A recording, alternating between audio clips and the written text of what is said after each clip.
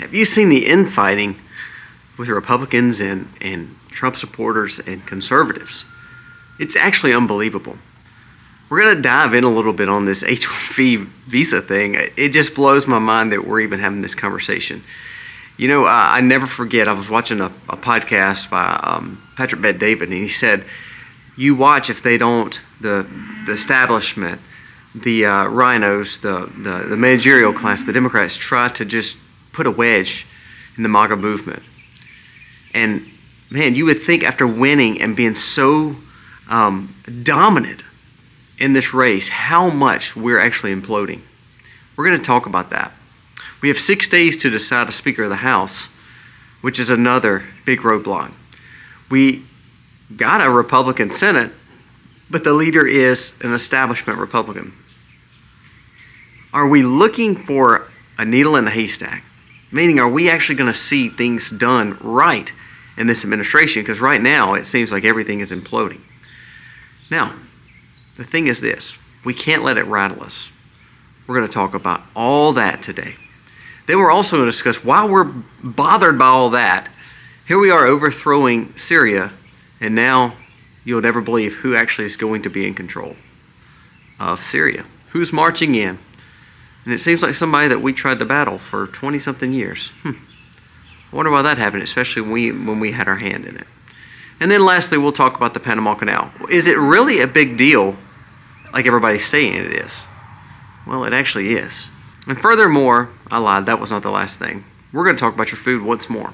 We're going to talk about a farmer and what a farmer just said about his crops. It will blow your mind. And this is why I blame the cooperatives, I blame Big Ag, because we're destroying our grounds. Like we talked about yesterday with the grocery prices going up, they're going up, and you're going to see exactly what these GMO seeds are doing to our crops and doing to our lands. Let's dive in.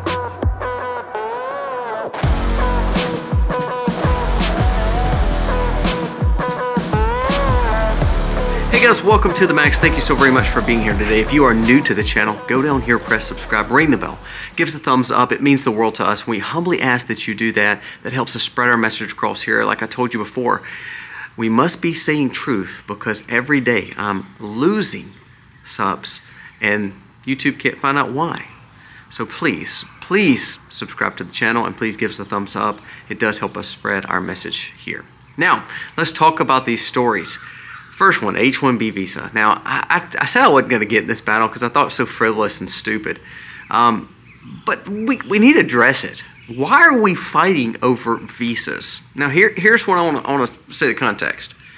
The problem with immigration, the problem that we're facing with all the excess spending, the problem with our cities with sanctuaries has nothing to do with H-1B visas. It has to do with illegal immigration and the closing of the border. That's the battle we need to be facing. But this is how they will divide and conquer the Republicans and the conservatives and the libertarians and the MAGA movement. They throw a wrench in it like H-1B visas. Well, Vivek and Elon Musk spoke their piece. Again, being from an immigrant family and being one that used the visa program like Elon, they have every right to say what they said. It's an opinion. Now, do I believe that some H-1B visas and green cards and things like that should be reformed? Absolutely. Everything in government should be reformed. My gosh, they waste money and waste time and waste efforts. But the bottom line is our fight is not with the fact of the people that are coming to colleges and bettering themselves to become our doctors or engineers or scientists. I mean, to be honest with you, have you walked into a hospital lately? Have you walked into a physicist lab lately? Have you walked into some of the places that have the absolute elite people leading us? Sadly, it's a lot of immigrants, but they're not the ones coming across the border trying to blow us up or terrorize or take advantage of our tax dollars. Quit fighting, infighting. I mean, you've become like a civil war in the MAGA movement and the party. Yes, Americans should do these jobs.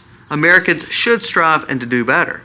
However, if Americans choose not to do the job, then let's find the best quality person to do that. If it's a Norwegian, if it's a Denmarkian, or however they want to call them, or if it's a Hindu or Indian or whatever it may be, whoever can do the job to make sure the job gets done to make America prosper.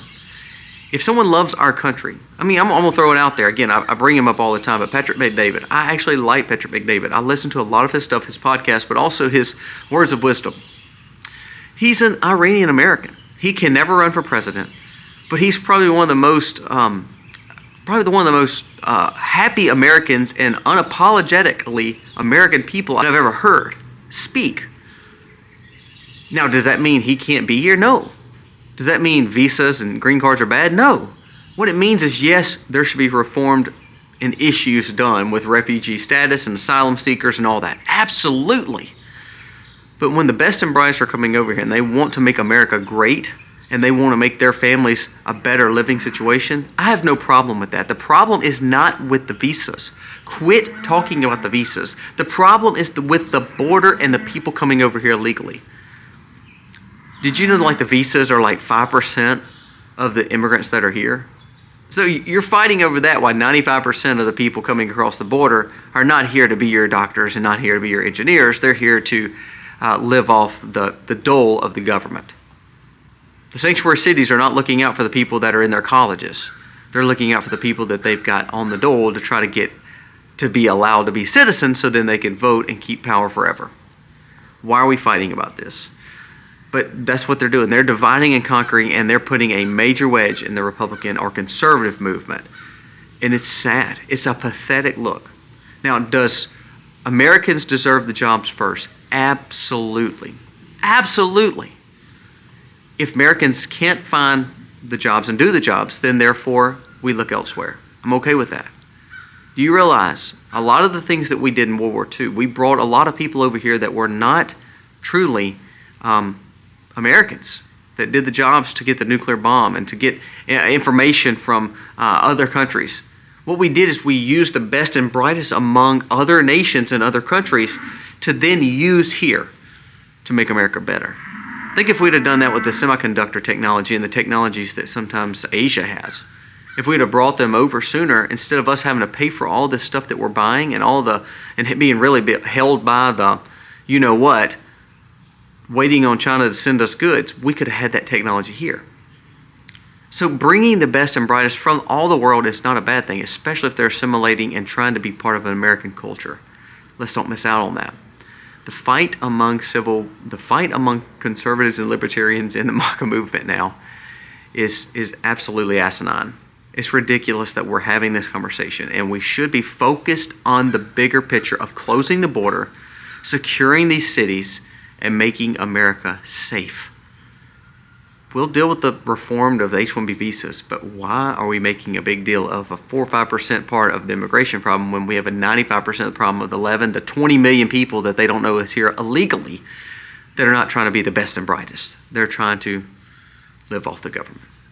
So that's my piece. I think that we're ridiculous that we're talking about this. Now, while it's wedging us, we have a vote in 6 days. They're rushing this speaker vote because they're wanting to make sure that Johnson stays in as speaker. Well, of course, the Democrats are happy with that too because, man, they've gotten their way with this guy. While we're focused on everything going on, 6 days we're going to elect a speaker. And you believe if he goes in, do you think he's going to be a better friend of Trump? I mean, my gosh, he hadn't really done much for Trump yet. He just wants to be his wingman, and actually he's not doing a very good job of that. We need Thomas Massie. We need Byron Donalds. We need someone else that wants to see American policies first and quit worried about port projects, quit kicking the can down the road, because that's exactly what Mike Johnson's done. Please call your congressman right now and you bother the mess out of them and tell them you do not want Speaker Johnson. Let's look at Massie. For sure, it's the win. You want to really change something and make it better, you get Thomas Massie as Speaker of the House. Now let's talk about the Panama Canal. And then we're going to talk about Syria, and then we're going to wrap it up with the farm.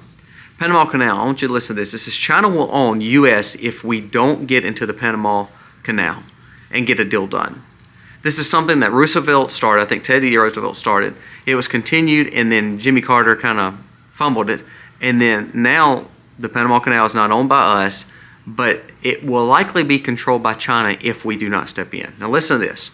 It says everybody in the U.S. will be screwed if China takes control of the Panama Canal. They will control not only the imports that are sent everywhere. They're one of the biggest export companies ever, but they will control the trade routes. They will control how things are done with tariffs and negotiations. They said America's power will be diminished if they can't control the trade. Well, let's think about it. The South China Sea, a trade place. Let's talk about the Red Sea, a trade fair. Let's talk about the Middle East, trade. Let's talk about around Russia. Well, we've stopped trade there. Now the Panama Canal. If we alienate ourselves to a point where we do not allow us to absolutely take control of the Panama Canal and have presence there, what we're doing is we're allowing China just to walk straight in. What happened when we let when we got out of Afghanistan? Terrible now, terrible. And again, we should have never lost that Air Force base over there. It's one of the biggest ones, and it was strategic to us owning and having a say in the Middle East. Did I want troops there? No. Did I want us to keep doing war there? No. You're missing the point. But we should have kept Bagram. Guess what happened? We walked out, China walked in. The more that they do this Belt and Road Initiative, and the more they take over these canals and these areas of ports, the more that they take over the trade routes, we will have no leg to stand on when it comes to tariffs and trade deficits.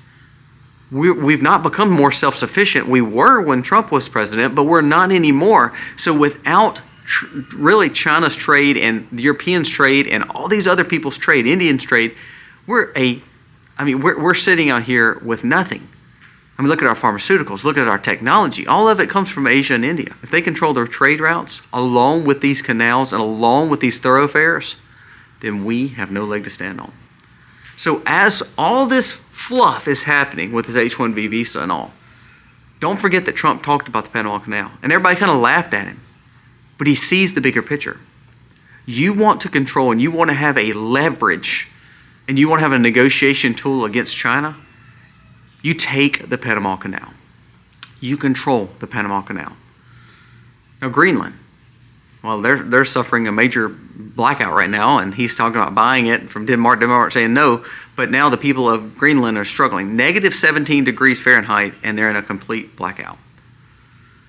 But why is Greenland important? Well, because there's a lot of minerals and rare earth things that we need up there that could be gotten and used, and also it's a thoroughfare in the northern areas.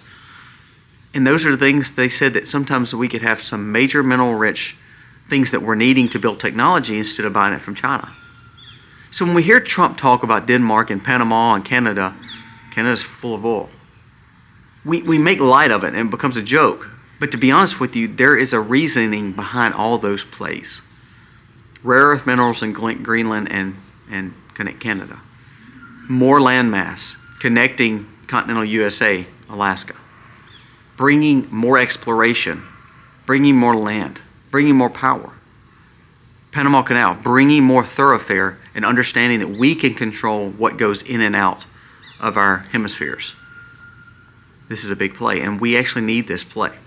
Now, are we going to see Canada and Greenland? I'm not worried about those as much as I'm worried about the Panama Canal and how important it actually is. When you start looking at it, China will control it, and then China will have all the leverage when it comes to trade, even in America. Now, two more stories and we're going to wrap it up for the day. Syria. Who is controlling Syria? I mean, we had people in presidents over there. They lied to Trump about it in this first term about how he didn't want people there and they had people there. Milley didn't tell Trump the whole truth. And now let's talk about exactly what is happening since we helped really disrupt the problem and have issues in Syria. Al-Qaeda is winning. This is a story from Ann magazine. It says, Al-Qaeda is winning the new caliphate in Syria. Biden began his term in office by abandoning Afghanistan to the Taliban and allowing the creation of a new terrorist superstate. He is finishing his time in the Oval Office by watching helplessly as the new caliphate forms in the rubble of once was Syria. Divorced from reality in all ways, his hapless State Department has now called for jihadi ruler Damascus al-Jahani, a pragmatist, and talks mindlessly about accommodation of cooperation of mass murders and taking control of the people. On December 26, al-Jahani, the person that I guess the State Department wanted to lead Syria, appointed former al-Qaeda commander and Nusra Front co-founder Khattab as the head of the country's General Intelligence Agency. So now the al-Qaeda has the control of the General Intelligence Agency of Syria. We fought 20 years, lost soldiers, lost trillions of dollars worth of our money to give back Al-Qaeda and Taliban, the Afghanistan area, and now Syria. We actually lost ground because of all this. Your fearless leaders in Washington are screw-ups. And so what we're doing now is just setting up for another war. You don't believe it? Why do you think this power is done? Well, now you have people who are getting persecuted. Christians are getting persecuted over in Syria now. That never happened before. They kind of lived in peace. Now they're not. And so now you're going to see Al-Qaeda get power, Taliban get power. We're giving them around $40 to $80 million at least a month, with reports that came out of what we're actually giving the Taliban to keep peace. Our taxpayers now, taxpayers. What we're doing is we're allowing them to rebuild their regimes, rebuild their power, to cause more terror for us to go back into another Middle Eastern war. Your DC swamp hates you people. And you can blame it on Biden, you can blame it on the Bushes, you can blame it on Barack. But actually Trump called this in 2016, 2020. Now I'm not making passes for Trump. He should have figured something out better probably in 2016, 2020. But the bottom line is he told his troops to get out. And he told Milley to not have military in Syria because this is not our fight. And it's still not our fight. And now we are setting it up to be the people who hate us the most, who hate Israel, our biggest ally in the Middle East, the most, who's causing problems now with Turkey and Israel, Syria, and we're allowing it to happen. And it was really done with our taxpayer dollars. It's unbelievable what's happening in Syria. And we were the cause of it. Kind of reminds you of Ukraine. We were the cause of it. It reminds you of all these people like Gaddafi and Hussein that we've taken out of power, and all of a sudden, everything gets worse. Why don't we leave these people alone, let them fight their own battles, and stay out of their countries and start focusing on America? Now, lastly, a warning from a farmer. Now, someone who grows their crops, who grows their chicken, who grows their meat. We're fully sustainable when it comes to meat, and we're actually fully sustainable on vegetables unless we just want to go buy something. I want you to listen to this. This is from a farmer. It says, American farmer says he has tested his soil, and it has 5 times the amount of aluminum it used to have. Now listen, why does he do that? When we say farmers, I hate the term farmers, and here's why. Because you know what's the truth? This right here, this is medicine. This is herbal gardens. This is what we call our kitchen garden. You see that? There's a smokehouse right there. See that beside that? That's a greenhouse right there. That's homesteading, and that's farming. Raising my food. Processing chickens the other day and raising another 300 or 400 pounds of chicken to put in there. We're also going to harvest 2 hogs and 1 steer, and that's going to be over 2,000 pounds we're putting up before January 15th. That's what sustainable farming is. What farmers are doing now is they're getting cooperative GMO seed that's been provided by all these big government and big ag producers. And what they're doing is feeding you garbage. Now I want you to look at something. If you go to my gardens right now, you will see bug problems on some of the crops. We actually plant more than we need because we know there's going to be some bugs. We plant more than we need because we know there's going to be deer, rabbit, and raccoon. We plant more than we need because we know there's going to be some weed problems. We know things are not going to grow the best because it didn't get the fertilization it needs. We know we're going to work harder for less food. You know why we do that? You know why the animals will eat mine and leave the GMO crops alone and not touch a corn harvest, and you'll have a perfect ear of corn every time? Because if the animals and what God has given the earth, if they won't naturally eat this stuff, don't you think it's probably not good for us either? So if you're getting perfect ears of corn, perfect forms of lettuce, perfect everything, that means animals and insects didn't want it. And that means it was so heavily covered and so heavily modified that even the natural part of life didn't take place of something eating it. Now, off the soapbox, because I want to keep on going with this story because it just eats me alive of the garbage that we're putting in our system, and even if we call it so-called healthy. The American farmer says he tests his soil 5 times the amount of aluminum has been used. The GMO seeds, though, grow fine. So the trash, fake, garbage GMO modified seed that has been linked to a lot of bad studies grows fine, but all of a sudden, heirloom seeds won't. Non-GMO seeds won't. Reminder, Bill Gates is creating these seeds. We are being ruled by an extremely set of evil people. when they're taking our seed, and a lot of these seed producers, a lot of these seed providers are doing it. They're getting rid of our heirloom seeds and giving you this garbage seed. You know how hard it is to find an heirloom corn seed or an heirloom non-GMO soybean now, or an heirloom non-GMO wheat seed now? You have to pay top dollar for it. But you can get the GMO stuff all day long, even at the co-ops. It's sprayed, it's red, it's dyed, and somehow we're supposed to enjoy that corn. It's killing us, people. When they control the seed, they control the whole food supply. If you missed everything in my video, this is what I challenge you to do. Right now, go to someone like Survival Garden Seed and buy a seed vault. There's a link below. I don't care if you use Survival Garden Seed. Go to Hoss Tools. Go to whomever you want to buy from. But buy a whole set of seed vaults for a non-GMO survival seed. I'm telling you. Be honest with you, I'm gonna give two away. I'm gonna reach out and I'm gonna get seed vaults to give away this year. Jason, I know the owner. Those seeds are not only telling you they're non-GMO, they're heirloom. They're also on the back telling you how to save the seed, because if we don't realize and control our food source, we won't have a food source, and you will be looking for the government to feed you.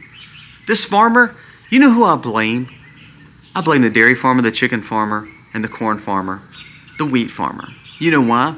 Because instead of growing good quality foods, most of them are growing this GMO garbage. Most of them are wanting cooperatives to come pick up their milk, and they're feeding their cows the cheapest, crappiest food. Most of these chicken farms are ran by the biggest 4 chicken providers ever. Now, do I blame them for hard work? No. I mean, we need farmers. But what we're missing out on is this is what farming is. Growing quality and providing. Not growing garbage and giving it to Americans. There was another study, again, seed oils. Second study done in 2 weeks, revealing that seed oils, these cooking oils that are supposedly great for you, are linked to more cancer. The more we move away from what God has given us, the more we're going to become sick. The more we're going to have comorbidities. The more you're going to need medicine. The more you're going to need the government to help you, because you're not going to be able to do it yourself. Go buy a seed vault today, because there may become a time where you won't be able to grow that lettuce that you like, that kohlrabi, that broccoli, that corn, that herb that's good for your health, because they're going to control all the seeds. That farmer, he's making wind of it, but he's also still probably planting the GMO crop, because he knows he's got to have a livelihood. And he's bowed to his knees to someone telling him that this is going to give him a perfect ear of corn for perfect money. It's going to give him perfect wheat, perfect money. It's going to give him perfect soybeans for perfect money. He's still having to work and toil this ground, like the Bible tells us to. All right, I'm getting off my soapbox. Clean up your diets, people.